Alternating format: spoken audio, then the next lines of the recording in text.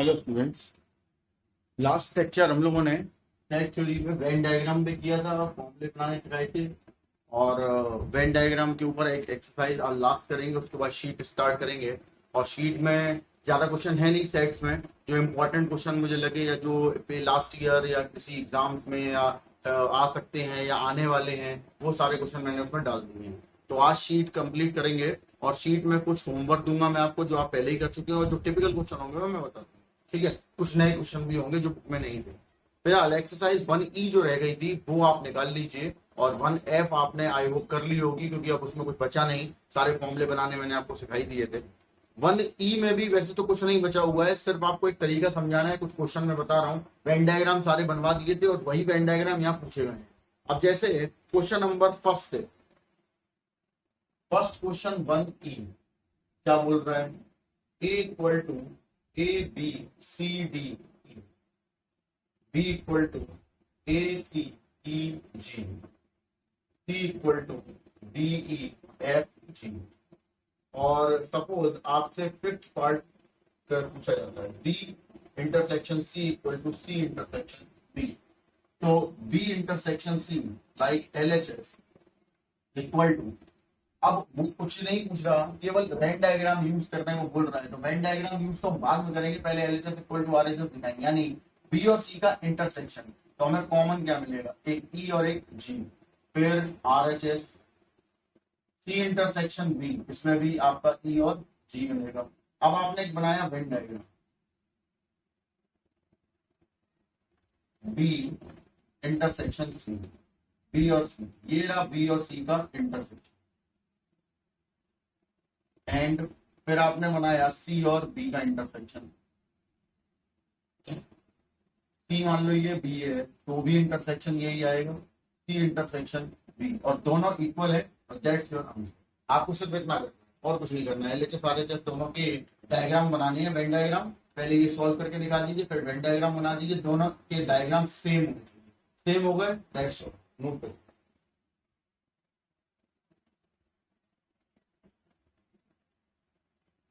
चलिए आप पॉज करके देखिएगा, अपन नेक्स्ट क्वेश्चन पे चलते हैं। इसी के ही नेक्स्ट पार्ट, नेक्स्ट पार्ट मान लीजिए मैंने उठाया सेवन। सेवन है A union B, union C equal to A union B union C. ठीक, LHS A union B union C. What is A union B? A union B equal to हो जाएगा ABCDEG। ठीक, तो और इसका union फिर सी के साथ लिया जाएगा, यहाँ आ जाएगा ABCDEFG। फिर RHS उठाया, A union B union C, और B union C. B union C is ABCDEFG, और इसका ए के साथ यूनियन लेंगे तो आ जाएगा ABCDEFG। LHS equal to RHS। ये तो हुआ सॉल्यूशन। अब बनाएंगे वेन डायग्राम, बहुत ही आसान है। देखिए, A union B union C बताया था मैंने आपको, ए बी सी, इनका तीनों का यूनियन ये, क्लियर है। और यही डायग्राम ये एलएचएस का है, और सेम आरएचएस का बनेगा। उसमें भी आपसे कुछ और नहीं बोला गया, सिर्फ ये बोला गया है A union B union C. तो ब्रैकेट का यहाँ यूनियन के केस में कोई फर्क पड़ नहीं पाता, क्योंकि डायग्राम आप एक साथ बना रहे होते हैं। अगर आप अलग अलग करके बनाते हैं कि आपने कहा पहले हम ए यूनियन बी का बनाएंगे, फिर उसका यूनियन सी के साथ लेंगे, और फिर इसी तरीके से इसमें, तब भी डायग्राम में कोई चेंजेस नहीं होंगे, वो यही डायग्राम बनेगा। अब ये चाहे A union B union C, और देखा जाए तो ये और कुछ नहीं, ये है similarly A union B union C, यानी A union B union C. तो LHS equal to RHS diagram same है।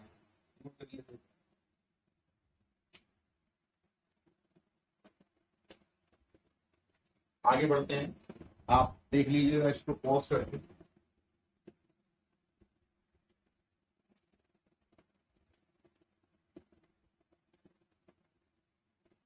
अब इसके जो पार्ट्स हैं बीच के बहुत सिंपल है, डायग्राम ही बनाने हैं।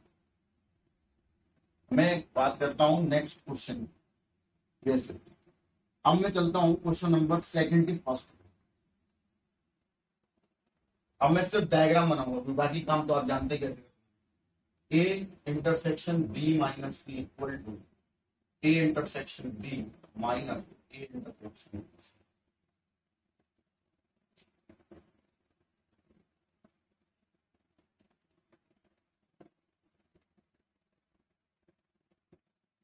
चलिए क्वेश्चन नंबर सेकंड का फर्स्ट।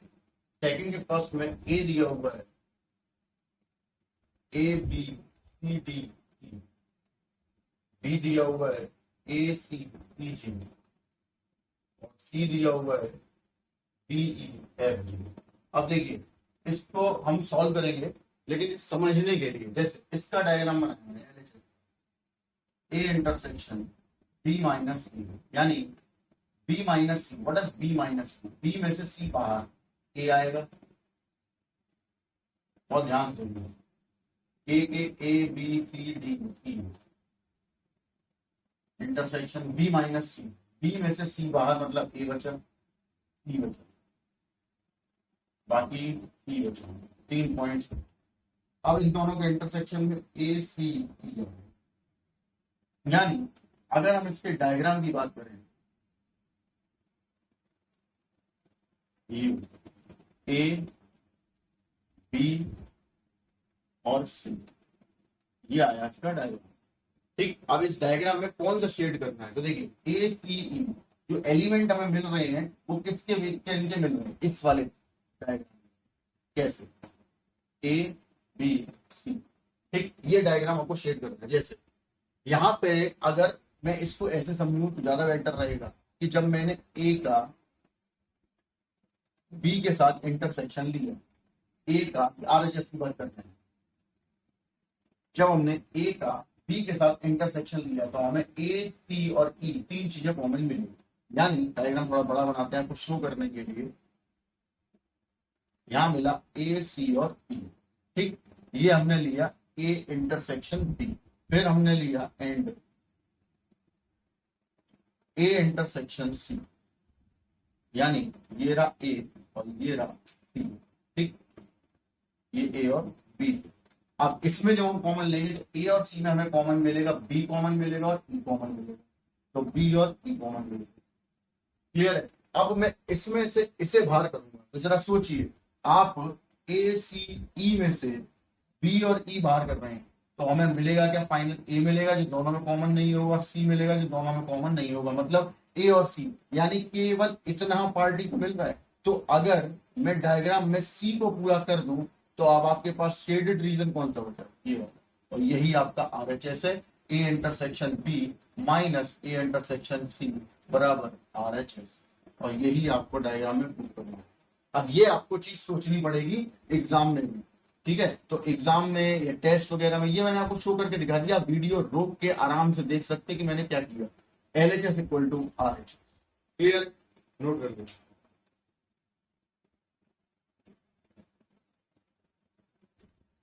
ठीक, आप पॉज करके नोट करिएगा। इसका सेकंड पार्ट में होमवर्क दे रहा हूं, करके आप मुझे भेजें। मैं आपके वेन डायग्राम चेक कर लूंगा, बुक में आंसर दिए नहीं गए हैं वेन डायग्राम के तो आप मुझसे चेक कराएंगे, पता चल जाएगा सही है गलत। और जैसा मैंने आपको बताया है वैसा सोचिए, डायग्राम बनाते जाइए, सोचते जाइए, आराम से आता जाएगा। नेक्स्ट आगे बढ़ते हैं। आगे वाला थर्ड वाला होमवर्क दे रहा हूं मैं, डायग्राम बनवा चुका हूं मैं पहले ही, ये समझ बदल से है। इसके बाद जैसे आते हैं फोर्थ पे, क्वेश्चन नंबर 4। 4 में आपको दिया हुआ है यूनिवर्सल सेट 1 2 3 4 5 6 7 8 9, ए दिया हुआ है 2 4 6 8, फिर बी दिया हुआ है 2 3 5 7। आपसे पहला डिमॉर्गन लॉ प्रूव करवाया है, A union B dash equal to A dash intersection B dash. What is A union B? पहले एलएचएस की बात करिए। देखिए A union B, that is your union, universal set A B, और ये रहा ए यूनियन बी। अब आपसे कहा गया ए यूनियन बी का डैश निकालो, तो ए और बी ये ए यूनियन बी है पूरा मिलके, इसका मतलब इसका डैश ये होगा, that is your A union B dash. Similarly अगर हम आरएचएस की बात करने जा रहे हैं तो आरएचएस के लिए मुझे पहले ए डैश का डायग्राम, ये रहा ए, ये रहा बी। अभी ए और बी मैंने दोनों बना दिए, बट अगर हम ए डैश की बात करें तो ये वाला पार्ट आपका ए डैश है, ये ए डैश है, ठीक। फिर बी डैश की बात करें, बी को हटा देते हैं, इसका कंफ्यूजन ना हो, that is your A dash. अब बी की बात करें तो ये बी डैश।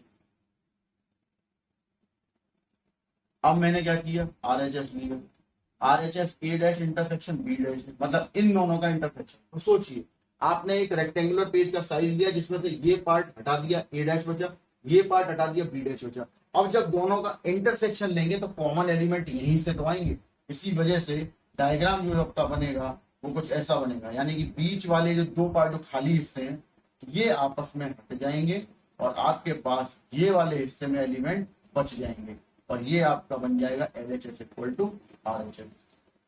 क्लियर? ऐसे ही बना है बिल्कुल सारा, जिससे आपको याद भी रहे आगे जब देखेंगे, नोट कर लीजिए।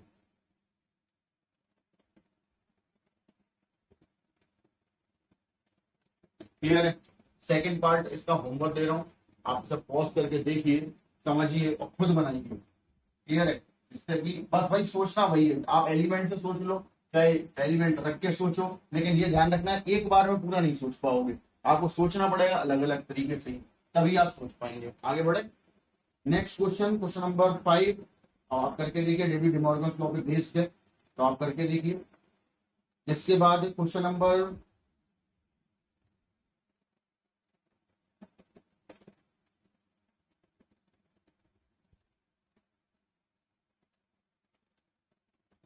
सॉरी क्वेश्चन नंबर सेकंड हो गया, वेन डायग्राम का हो गया, थर्ड वाला क्वेश्चन लगा लीजिए, थर्ड होमवर्क।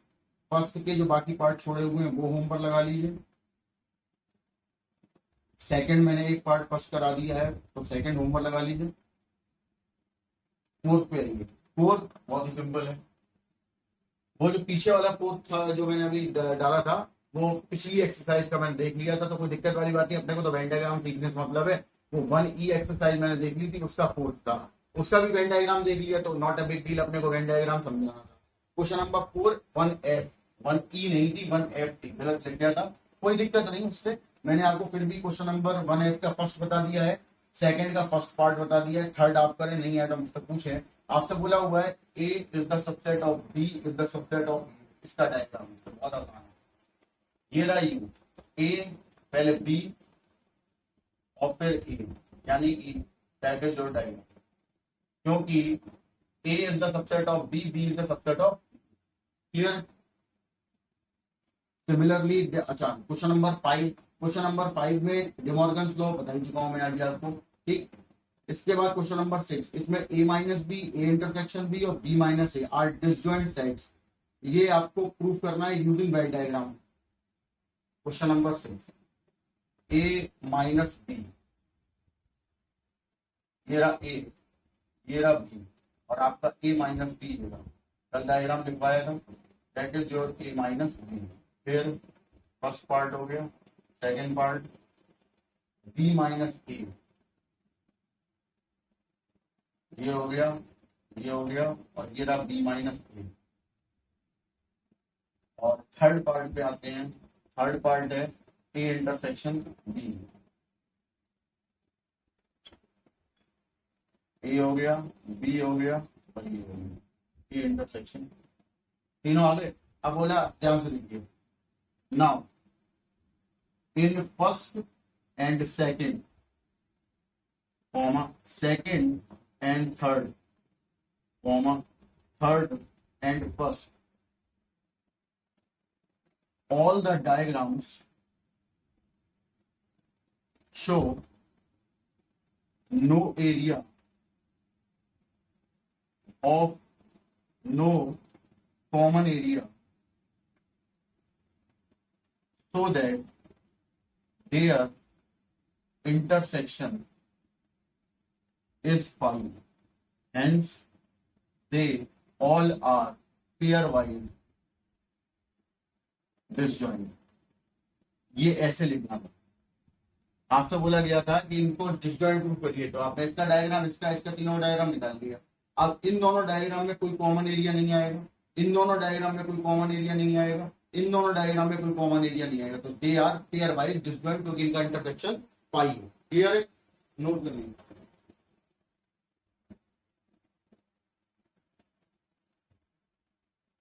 चलिए देखिए, वेन डायग्राम कंप्लीट होने के बाद मैंने आपको होमवर्क दिया हुआ है वेन डायग्राम। जब तक आप खुद नहीं बनाओगे आपको समझ में ही नहीं आएगा ये क्या हुआ। जो कल वेन डायग्राम मैंने आपको समझाए थे उन्हें एक बार पढ़ लो, पहले पूरे डायग्राम सीख लो कि क्या कैसे शेडेड करना है। हमको ये ध्यान रखना है कि हम जैसे क्वेश्चन सॉल्व करते हैं, A intersection B union C है, हमने कहा पहले आप क्या करिए, रफ पे जाइए, बी यूनियन सी निकाल के रख लीजिए और उस चीज को जो बी यूनियन सी आपने नंबरों में लिखा है वो डायग्राम में शो करिए आप। क्लियर है? जब वो डायग्राम में शो हो जाए तब आगे बढ़िए। जैसे मैं आपको आगे एक चीज और बताता हूं, एक प्रयास करते हैं इस चीज को समझने का। जैसे मान लीजिए आपको दिया था ए इंटरसेक्शन बी डैश, मान लीजिए, ठीक है, आपने कहा कि यार ये ए इंटरसेक्शन बी डैश जो है वो मुझे समझ नहीं आता। मान लो ये दिया हुआ है ए 1 2 3 4 5 और बी दिया हुआ है 2 और 4। तो आपने सबसे पहले जैसे बी डैश निकाला। What is B dash? B dash is U में से हम कर देंगे बी को बाहर, तो जब यू में से बी को बाहर करेंगे तो 2 4 बाहर चला जाएगा, 1 3 5 बच जाएगा। अब आपने ए और बी डैश में कॉमन देखा कि भाई लॉजिकली क्या होगा। देखा जाए तो दोनों में कॉमन हमें मिल रहा है 1 और 3, यानी कि इसका कॉमन पार्ट 1 और 3 हुआ। अब आपने एक डायग्राम को शो किया, ठीक, जिसमें आपने ये रहा यू, जिसमें 1 2 3 4 5 पड़े हुए हैं। पढ़े कैसे? ए के पार्ट है 1 2 3 और 4, ठीक है, और बी का पार्ट है 2 और 4। तो जो बी का पार्ट 2 और 4 है वो ए और बी दोनों में कॉमन है। हम अभी भी लिख लेते हैं समझने के लिए, ए और बी। क्लियर है? अब हमने क्या किया कि जो, अच्छा अभी सारे पॉइंट्स तो हमें मिले नहीं क्योंकि 5 एक छूट गया। इसका मतलब है ये जो 1 2 3 और 5 वाला पार्ट होगा ये इस यू के अंदर भी बिलोंग करेगा, मतलब 1 2 3 4 5 जो पूरा है वो यू में भी आ रहा है और एक 5 हमारे पास छूटा हुआ है। अब जब हमने बी डैश निकाला तो बी डैश में हमें 1 3 5 मिला। अब जरा सोचिए, अगर मैं केवल बी का डैश निकालू, यानी ये है बी और ये रहा यू, इसका मतलब है 1 3 और 5 ही केवल ऐसा होगा जो हम शेड करेंगे, ये रहा वो बी डैश, ठीक। और अगर हम केवल ए की बात कर लें कि हम सिर्फ ए को ही डिफाइन करेंगे, ये रहा ए, ए के पास क्या है 1 2 3 और 4। क्लियर? तो जब आप इन दोनों का डायग्राम के हिसाब से इंटरसेक्शन लेंगे दोनों का, तो हमें 1 और 3 यही कॉमन पार्ट मिलेगा। अब इस चीज को हम डायग्राम में शो करते हैं अलग से। ये रहा ए, ये रहा बी। अब देखिए हमें केवल ए का वो पार्ट बचाना है जो हमें चाहिए, जो हमारे आंसर में आ रहा है, मतलब 1 और 3। इसका मतलब है जब 1 और 3 मैंने बचाया तो मैंने गायब क्या किया, 2 और 4। इसका मतलब है कि हम अपने डायग्राम में केवल इतना हिस्सा ही आए अंदर, मतलब डायग्राम में शेड कर, ये हिस्से को शेड करूंगा मैं, ए में से बी को बाहर निकाल दिया। और अगर आप देख सकते हैं तो ये एक प्रॉपर्टी है कि A intersection B dash equal to A minus B होता है, ए माइनस बी का ही डायग्राम।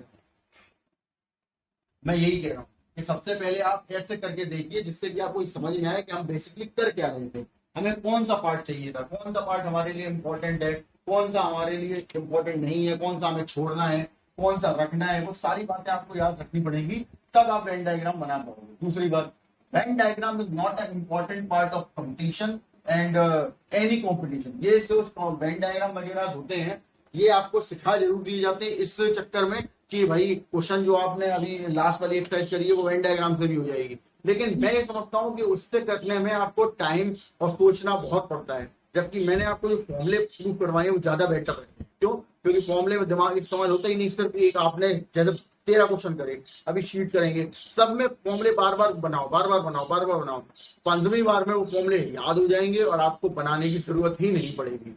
ठीक, इसलिए मैंने आपको एक ऐसा मेथड बताया जो हर जगह एप्लीकेबल हो। अगर आप कॉम्पिटिशन में भी जाते हैं तो यार आपके पास वेन डायग्राम बनाने का टाइम कहाँ पर है, कंपटीशन में सेकंड्स का टाइम लगता है। आप फॉर्मूले याद होंगे तो आप आराम से कर लोगे, तो फॉर्मूले बेस करके जा रहे हो तो फॉर्मूले बनाने आने चाहिए। क्लियर है? चलिए let us start with sheet. Sheet में मैं केवल 2 क्वेश्चन कराऊंगा जो एक जैसे होंगे या थोड़े टिपिकल होंगे। बाकी के क्वेश्चन आपकी प्रैक्टिस के लिए होमवर्क होंगे, आप उन्हें करिए। ना समझ में आए तो मुझे क्वेरी भेजिए, नेक्स्ट लेक्चर में वो हम क्वेरी मेंशन कर लेंगे। जैसे पहला क्वेश्चन आपसे कहता है कि A B C B any 3 sets and A union B equal to A union C and A intersection B equal to A intersection C. Question number 1, equation number 2. Then prove that B equal to C. ये हमें prove करना है। अब देखिए data, अब यहाँ आप late करके करना चाहो तो भी कर सकते हो, विदाउट लेट करना चाहो तो भी कर सकते हो, लेकिन लेट करके करोगे तो मैं ये गारंटी नहीं कर सकता कि कॉलेज का टीचर उसे काटे, तो हो सकता है उसे काट दे। क्लियर है? तो हमें कोई थ्योरेटिकल दिमाग लगाना है, मतलब इन दोनों इक्वेशन का यूज करके, दोनों में से एक का है, दोनों का, वैसे तो दोनों का ही करना पड़ेगा, यूज करके आगे बढ़ना। जैसे हमने क्या किया, by equation first taking intersection by B of both sides. हमने यहाँ A union B equal to A union C दोनों में बी का इंटरसेक्शन ले लिया, दोनों ले सकते हैं बिल्कुल। अब इसमें लगाएंगे rule, B intersection A union B intersection B, A intersection B union C intersection B, वो डिस्ट्रीब्यूटिव। ये ए इंटरसेक्शन बी लिखो या बी इंटरसेक्शन बी लिखो, कोई फर्क नहीं पड़ने वाला। B intersection B is B, A intersection B as it is U, C intersection B. अब देखिए ए इंटरसेक्शन जो बी है हमारे पास, ए इंटरसेक्शन बी, उसकी जगह हम क्या लिख सकते हैं, ए इंटरसेक्शन सी लिख सकते हैं। क्लियर है? Since A intersection B equal to A intersection C, ये हमने यहां मेंशन कर दिया। अब आप क्या करेंगे, अब आप देखिए इसमें से डिस्ट्रीब्यूटिव लॉ फॉलो हो रहा है, तो हम इसमें से पूछिए। चलिए यहां तक पहुंच गए, ये वाला पॉइंट हमने यहां मेंशन कर देंगे, ए इंटरसेक्शन सी। यहाँ ए इंटरसेक्शन बी की जगह हमने ए इंटरसेक्शन सी लिख दिया। अब इतने पार्ट की बात कर रहा हूं मैं, तो पूरा क्वेश्चन लिख लेते हैं, A intersection B union B equal to ये। अब देखिए इसको मैं ऐसे लिख लूं, सी इंटरसेक्शन ए, तो कोई फर्क नहीं पड़ेगा क्योंकि ए इंटरसेक्शन सी या सी इंटरसेक्शन ए, इससे क्या होगा, सी बाहर चला जाएगा, A union B, C intersection A, C intersection B और यूनियन बी। क्लियर है? अब C intersection A union B, what is A union B, A union B equal to था ए यूनियन सी, वो हम यहां मेंशन कर देंगे, ए यूनियन सी। अब फिर distributive, C intersection A union C intersection C, C intersection A को हम ए इंटरसेक्शन सी लिख ले, कोई फर्क नहीं पड़ता, और ये सी हो गया। क्लियर है? हमारे पास फाइनल टचअप आ गया, A intersection B union B. अब देखिए A intersection C, A intersection सी को हम फिर से ए इंटरसेक्शन बी लिख सकते हैं। क्लियर हो गया? अब दोनों तरफ करिए कंपेयर, देखिए ये और ये सेम है, ये सेम है, केवल ये, तो इसका मतलब है बी और ये दोनों आपस में इक्वल है। तो ऐसा तभी हो सकता है जब बी और सी आपस में बराबर होंगे। ये ऐसे सॉल्व होगा। घर पे जाके ये और कुछ नहीं करना है, सिर्फ क्या करना है, ये पहला टर्निंग पॉइंट था कि हमें स्टार्टिंग कहां से करनी है, इक्वेशन 1 से। बी का दोनों तरफ इंटरसेक्शन लेना है, डिस्ट्रीब्यूटिव लॉ लगाना है। लगाने के बाद बी इंटरसेक्शन बी हो गया, ये एज इट इज हो गया। इधर ए इंटरसेक्शन बी की ये वाली वैल्यू ए इंटरसेक्शन सी आ रही थी और लिख भी दिया कि भाई ये वैल्यू यहां से आ रही है। अब हमने ए इंटरसेक्शन सी को सी इंटरसेक्शन ए लिख लिया, जिससे कि आपको ये समझ में आया कि डिस्ट्रीब्यूटिव हिसाब के हिसाब से सी बाहर आएगा तो कैसे आएगा। तो सी बाहर आ गया क्योंकि सी यहाँ पे भी लेफ्ट है, तो यहाँ पे भी लेफ्ट होना चाहिए और कोई दिक्कत नहीं है उसमें, बाहर आ गया। ए यूनियन बी बच गया। अब A union B A union C के बराबर मेंशन कर दिया, दोबारा फिर डिस्ट्रीब्यूटिव लगाया और अंदर किया इंटरसेक्शन, सी इंटरसेक्शन ए, फिर union C intersection C, C intersection C बच गया। ए इंटरसेक्शन सी को हमने वापस से ए इंटरसेक्शन बी लिख दिया। अब ये दोनों आपस में बराबर है और ये सेम है, इसका मतलब ऐसा तभी हो सकता है जब बी बराबर सी होगा। नोट कर लीजिए। नोट करने के बाद आप इसे पॉज करके नोट कर लीजिएगा। इसका जो सेकंड क्वेश्चन है वो आप करेंगे, बिल्कुल ऐसा ही क्वेश्चन है, लेट करके नहीं करना है, जैसा बताया गया है वैसा ही करना है, ये बात ध्यान रखें, लेट मेथड नहीं लगाना। जब तक कि आपसे क्वेश्चन में ये ना बोला गया हो कि गिव एन एग्जाम्पल, तब तक आप वहां कोई एग्जाम्पल लेट नहीं करेंगे। या तो फिर आपके पास कोई मजबूरी होनी चाहिए, या तो फिर क्वेश्चन में यही बोला गया हो कि भैया एक काम करो, इसे प्रूव करो, चाहे जैसे भी करो। क्वेश्चन नंबर थर्ड बोला हुआ है, थर्ड वाले में A and B are two sets then prove that A minus B, A intersection B और B minus A are pairwise disjoint.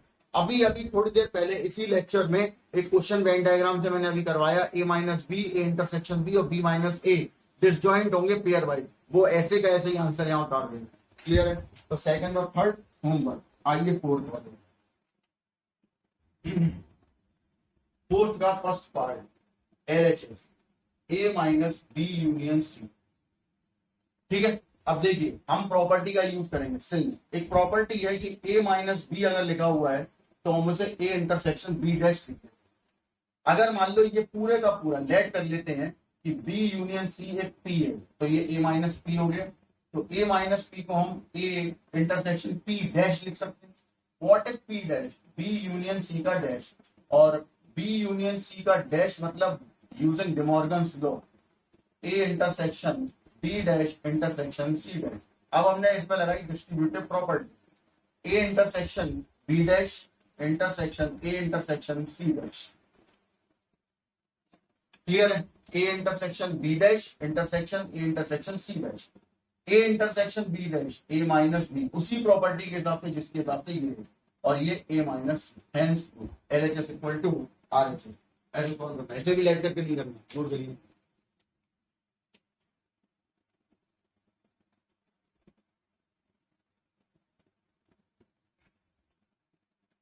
इसका सेकंड पार्ट होमवर्क लगा लीजिए, थर्ड पार्ट पे आइए। थर्ड पार्ट करते हैं। थर्ड पार्ट एलएचएस दिया हुआ है ए यूनियन बी माइनस सी, यही प्रॉपर्टी यूज करेंगे। सपोज ए यूनियन बी जो है वो पी है, तो ये पी माइनस सी हो गया, जिसको हम पी इंटरसेक्शन सी डैश लिख सकते हैं। A union B intersection C dash. अब देखिए A intersection C dash union B intersection C dash, that is A minus C union B minus C. Clear है? नोट दो। प्रॉपर्टी पहले ही दिखा चुका हूं मैं, उनको ध्यान से पढ़ लो, आराम से क्वेश्चन समझ में आएगा। आगे बढ़ते हैं, आप पॉज करके देख लीजिएगा।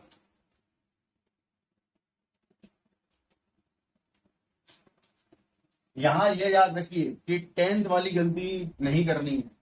यहाँ पर टेंथ में क्या होता था कि ज्यादातर स्टूडेंट्स क्वेश्चन टीचर ने करवा दी उतने ही करते हैं, उसके अलावा कोई अटेम्प्ट नहीं करते।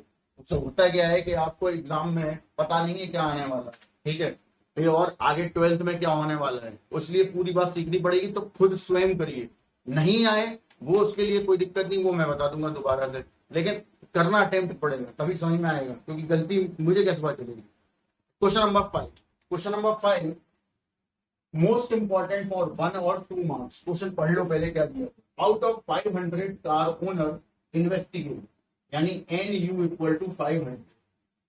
फिर जिन्होंने मारुति कार खरीदी है वो 400 है, जिन्होंने हुंडई कार खरीदी है वो 200 है, और जिन्होंने मारुति एंड हुंडई दोनों खरीदी है वो 50। और आपसे पूछा है is this data is correct, ये आपने पूछा होगा। अब डेटा ऐसा कैसा क्वेश्चन है, आदमी सोचता है ये क्या क्वेश्चन है, आंसर निकालने वाला समझ लो वो डेटा ही पूछ लिया। तो देखिए कैसे, एक सिंपल सा नोट है जो आपको याद रखना है, N U is greater than equal to N A union you.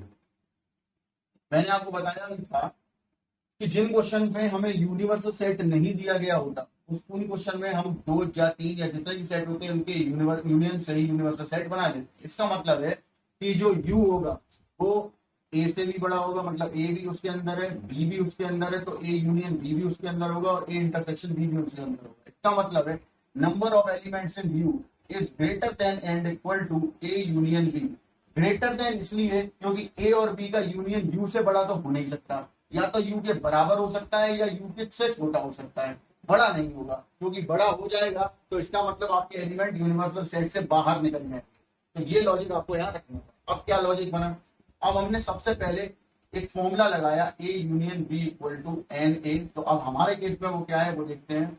M union C equal to N M plus N C minus M M intersection C, sorry H, यहाँ पे भी एच, यहाँ पे भी एच।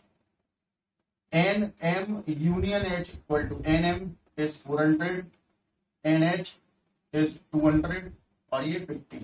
ये हो गया आपके पास 150 और ये हो गया 550। अब होना ये चाहिए था N U is greater than N M union H, जबकि 500 is not greater than equal to 550। So data is incorrect. वही बात हो गई ना, यूनियन जो आपने निकाला वो 550 आया और आपके यूनिवर्सल सेट में लोग ही 500 है, तो इसका मतलब है डेटा करेक्ट कैसे हो जाएगा। That's what the answer.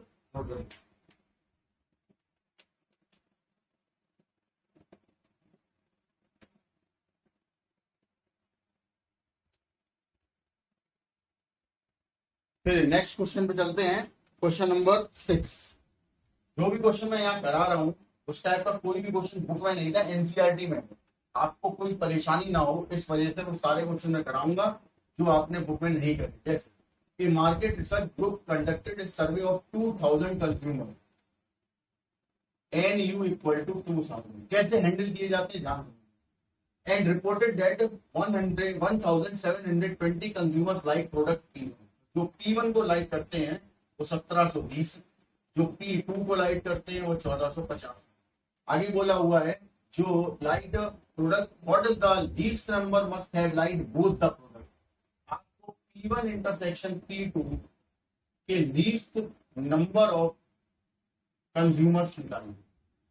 अब सवाल आता है what is the meaning of least and what is the meaning of greatest and how can be solve that type of question. तो देखिए दैट टाइप ऑफ क्वेश्चन कैसे सॉल्व किए जाएंगे उसके बारे में हम पहले देख लेते हैं। हमारे पास एक सिंपल सा लॉजिक है, N U is greater than equal to P1 union P2। अभी बता, ठीक, व्हाट इज एन यू 2000 और what is the formula of this type of question. ये रहा वो, ठीक, 2000 ये हो गया 1720 plus 1450 minus P intersection 2000 is greater than equal to, ये हो गया आपका 13170 minus N P1 intersection P2।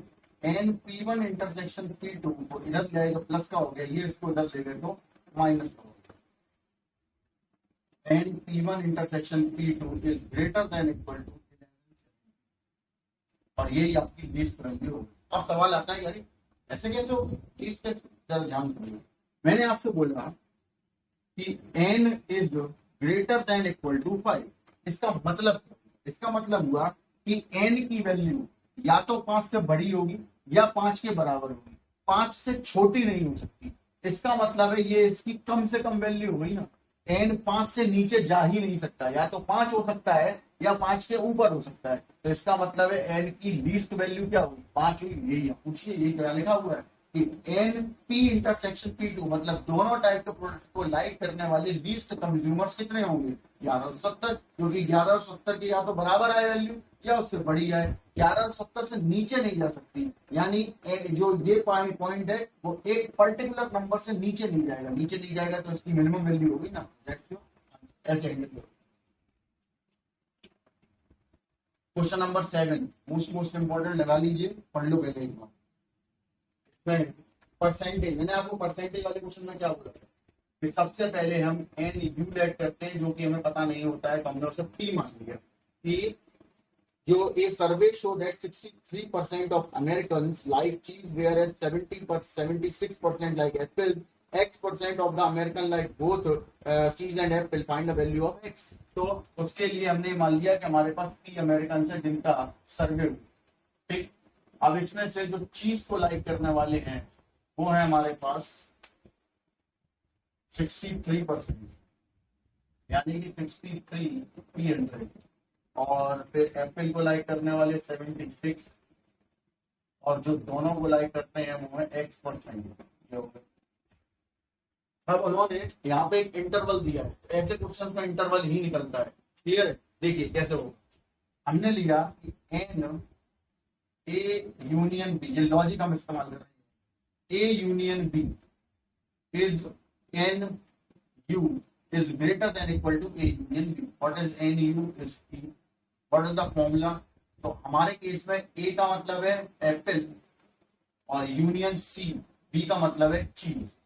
P is greater than equal to NA plus NC minus NA intersection C. P is greater than equal to NA 76 P upon 100 plus 63 P upon 100 minus X P upon 100. Here 100 cross multiply हो गया, P पूरे में से cancel हो गया, तो आपके पास बचा 100 is greater than 139 minus X। X को इधर 139 माइनस 100 को इधर, तो x is greater than equal to 39 हो गया, यानी कि ये इसकी लीस्ट वैल्यू होगी। क्लियर है? ये अब मैक्सिमम वैल्यू निकालनी पड़ेगी। क्लियर है? अगर किसी क्वेश्चन में केवल वैल्यू निकालने को बोला गया है तो आपको दोनों तरफ से वैल्यू निकालनी पड़ती है, लीस्ट भी और मैक्सिमम भी। देन अब हम क्या कर सकते हैं, a intersection c is less than equal to N A. a intersection c is less than equal to N C. Clear है? ए और सी का इंटरसेक्शन जो है वो सी के केवल सी के एलिमेंट से तो छोटा ही होगा। क्यों? क्योंकि ए और सी के इंटरसेक्शन से जो भी सेट बनेगा वो छोटे से छोटा सेट होगा, सी के बराबर, या तो सी के बराबर होगा या तो सी से छोटा होगा, सी से बड़ा नहीं हो सकता। अब A intersection C X P upon 100 और what is N C 63 P upon 100। P upon 100 हमने दोनों तरफ से कैंसिल कर दिया, तो इसकी मैक्सिमम वैल्यू आ गई। Then x lies between 39 to 63, यानी हम कह सकते हैं x belongs to open and closed interval 39, 63। That's your answer. ये ऐसे हैंडल होगा, नोट करिए। अब 8, 9 और 11 क्वेश्चन होम 11 10th में और करा दे रहा हूँ, तो आपकी शीट यहाँ पे खत्म हो जाएगी। और अब आपको मैं आज का टाइम कल का मिल जाएगा। आप सबसे पहले एक काम करिए, जो कल कोई लेक्चर 11 वालों का नहीं डालूंगा, आपको करना ये है कि शीट कंप्लीट तक, मतलब पिछली जो भी एक्सरसाइज मैंने करवाई है उन सब की शीट तक सारे के सारे नोट्स तैयार रखेंगे। और सेट के बाद अब रिलेशन फंक्शन परसों आएगा। रिलेशन, जब रिलेशन फंक्शन भी हो जाए तो सेट, रिलेशन एंड फंक्शन तीनों के कंबाइंड नोट्स आप सब लोग मुझे भेजेंगे। क्लियर है? अब मैं आपको शीट का एक क्वेश्चन करवा दे रहा हूँ 10th वाला, लीस्ट और ग्रेटेस्ट वैल्यू वाले में सारे क्वेश्चन करवा दिए, वो देख लीजिए। 8th, 9th और 11th बोला हुआ है N A equal to 35, N B equal to 30, N U equal to 50। First greatest value हमें निकालनी है, greatest value of number of elements in A union B, since NU is greater than equal to NA union B, number of ये हो गया NA union B, यानी कि NA union B less than equal to 50। ठीक, इसका मतलब क्या हुआ, इसकी ग्रेटेस्ट वैल्यू होगी, क्योंकि क्या बोल रहा है, ए यूनियन बी में जो एलिमेंट्स है या तो 50 के बराबर हो या 50 से कम हो, तो इसकी हाईएस्ट वैल्यू होगी, 50 से ऊपर नहीं जाएंगे, ऊपर नहीं जाएंगे मतलब 50 इसकी greatest value.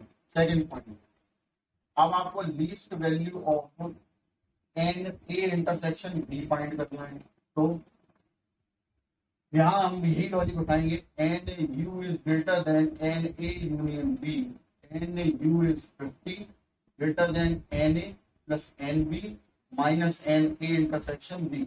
50 is greater than 35 plus 30 minus N A intersection B, N A intersection B इधर, और ये हो गया आपका 65 माइनस 50, यानी कि N A intersection B is greater than equal to 50।